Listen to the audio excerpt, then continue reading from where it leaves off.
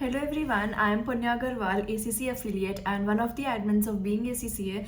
So this video is regarding your results. Now finally your results are out now, and all those people who passed their exam and got like more than 50 marks in their exam, a huge congratulations to you. Please take some rest now and move on to your next paper. I know that there are many students who would just have been part qualified and many students who would have been ACC affiliates. So a huge congratulations to all of you, and you have a bright future ahead. Just think about your future and just enjoy this moment, enjoy your result.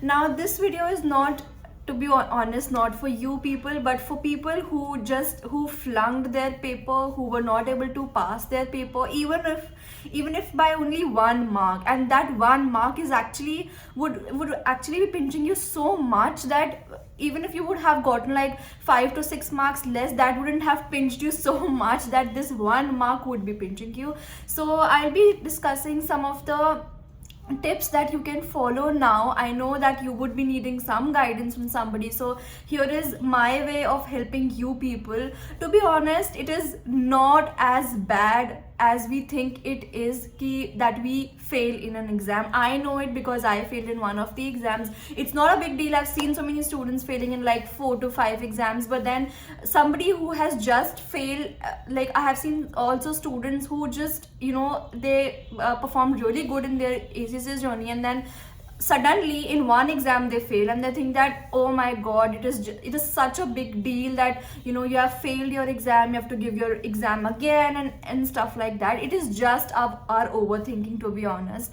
We just need to calm down, think where we went wrong, and then plan our steps ahead. So I'll be just guiding you through this video that how can you move ahead if you have failed your September ACCA exams. So the first thing is calm down.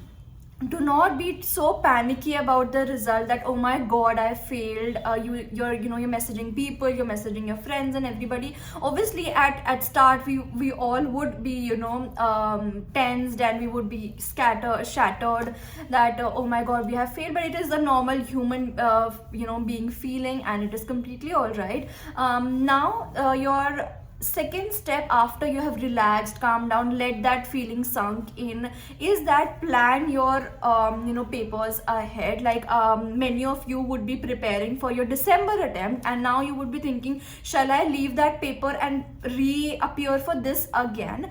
My advice would be that if you are a full-time ACCA student and you have ample amount of time with you, you can spare time for ACCA papers, then go for both of these papers together. Like for example, if you flunked in FR and you're already preparing for AA, you can very well go ahead with FR and AA in December again, because that way what will happen is your preparation for AA won't be left in between, and you'll just continue with that. And for FR you would have to just revise and practice more and see your weak points.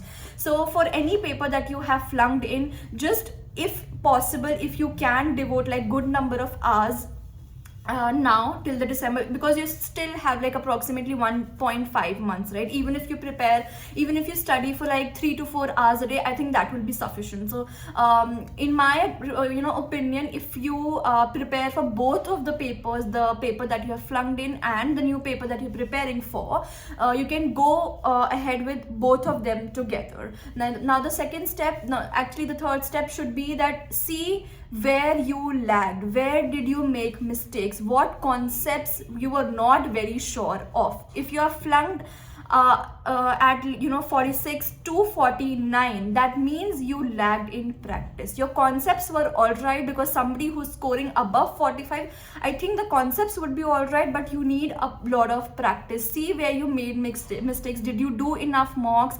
Did you get good marks in mocks? Did you do past papers, watched webinars? All of these things, just see where you made mistakes.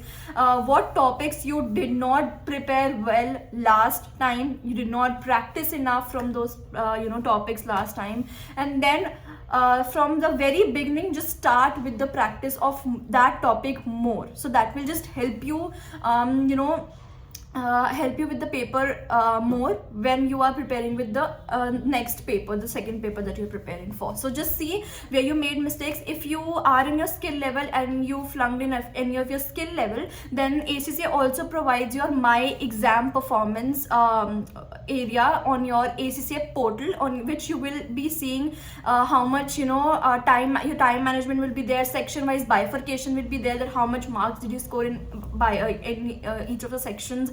Topic wise bifurcation is also there, so you can check that out. I think that will also help you a lot analyze your performance in your paper. It is very, very important that you analyze your performance in your paper, the last paper, because then only you will get to see where did you make mistakes in most, and then you'll be able to focus more on those mistakes later on, right? So that these were like some typical things. Now I know you would be demotivated. This is also a video for people who are feeling a little demotivated, not by only the results but in general also towards ACCA exams.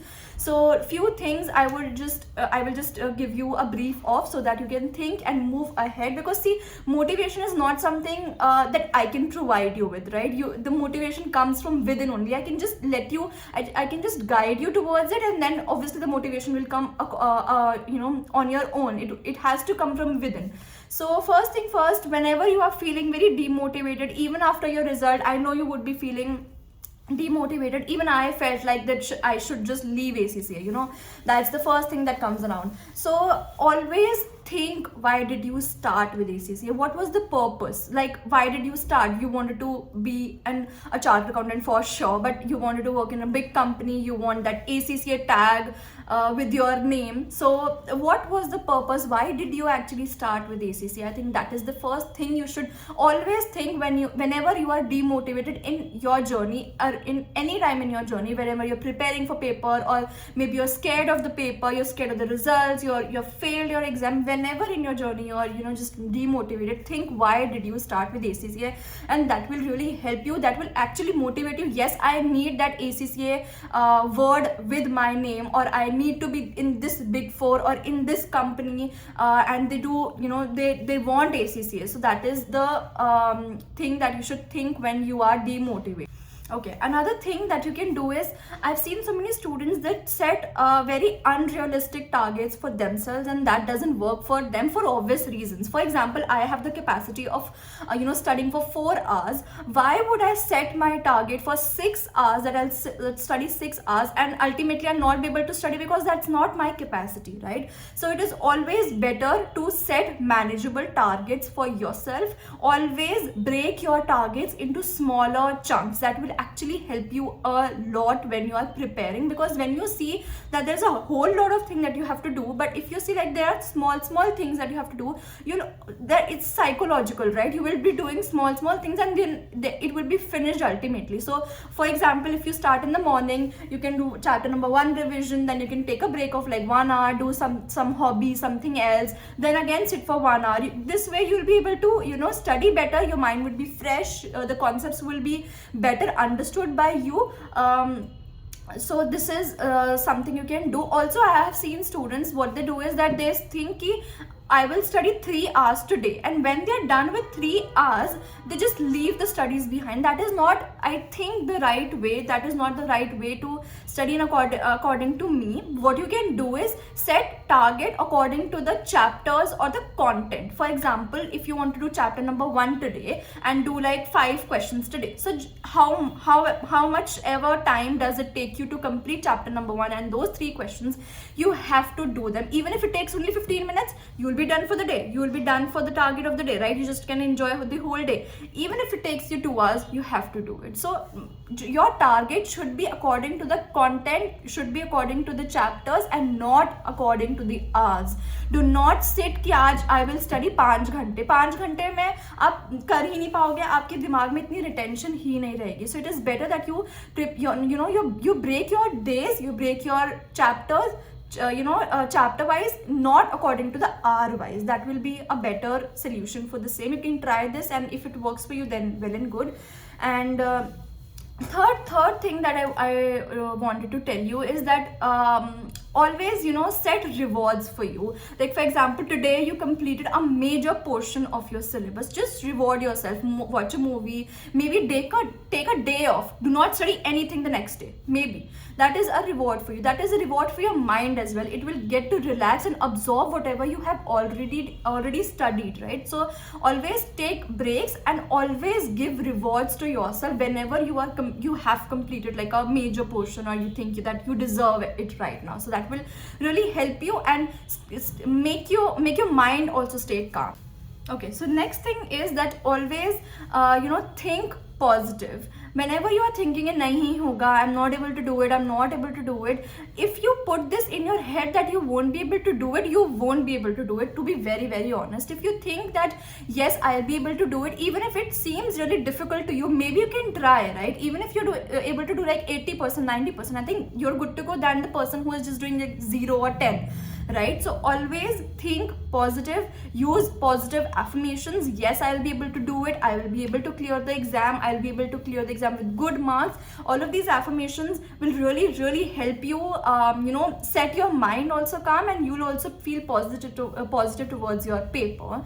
Next thing is try and eliminate distractions. I know we all use laptops and PCs to study because we have soft copies, but try eliminate distractions, as in sit in an environment which doesn't have a lot of noises, a lot of distraction, doesn't have TV, your phone. Keep your phone aside for few for hours, for whatever number of hours you're studying. So that will really help you not be distracted, because once we are distracted, we won't be studying for the next some hours. So it is better that you sit for that time, complete your little chunk that you have decided on, and then only get up. So that will help you with staying put to your schedule that you have decided for yourself. So eliminate distractions, televisions, phones. Sit in an environment which doesn't have a lot of noises, is calm and composed. So you just focus upon your study. So these were all some of the tips that I wanted to give you. And lastly, I would just like to say that please do not be demotivated because of the result. If you have flunked in it, you will pass. You have passed so many exams, you will clear this as well. It is just a paper, it's not the end of your ACCA journey for sure. If you think it is, तभी होगा, नहीं तो you won't be able to do it. So it is better that you think positive, keep yourself calm. If you have any more questions if you want to discuss anything extra, you can comment down below, or you can also DM us on our Instagram page, which is @beingACCA, and we'll be happy to help you.